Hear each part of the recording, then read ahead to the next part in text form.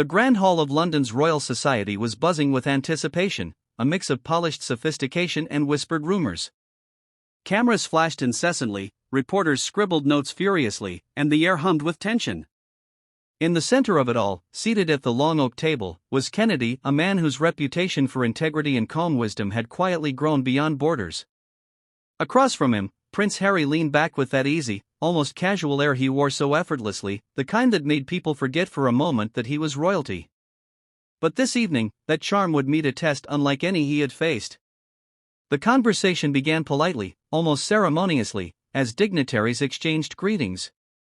But soon, the discussion took a sharp turn.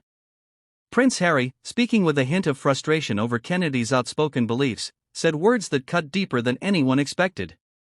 "You cling to these ideals like they're a shield against reality," he remarked, his tone sharp but tinged with something unspoken, perhaps envy, perhaps frustration.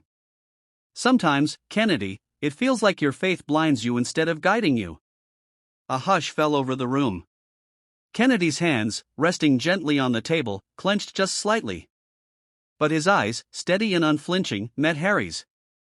In that moment, the weight of what Kennedy could have said, anger, sarcasm, defensiveness, was immense. Every eye in the hall followed the silent exchange, sensing the brewing storm and the courage required to navigate it. Kennedy took a slow breath. He felt the familiar knot of anxiety in his chest, the echo of past criticisms he had endured for standing by his convictions. Yet he also felt clarity, a calm rooted in years of reflection and experience. He leaned forward slightly, his voice calm but resonant, carrying through the hall with a clarity that made even the murmuring reporters pause. "Prince Harry," Kennedy began, choosing each word carefully, "I respect your perspective, even when it challenges mine. Faith, for me, has never been a shield to hide behind. It is a compass, guiding me through moments of uncertainty, fear, and doubt.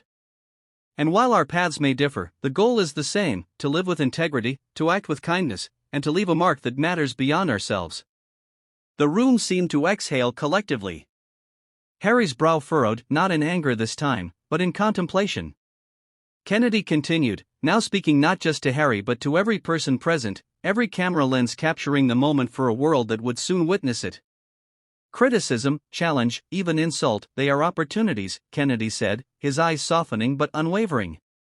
"They remind us that belief is not measured by agreement, but by courage, the courage to hold on to what you know is right, the courage to listen, and the courage to respond with compassion rather than retaliation."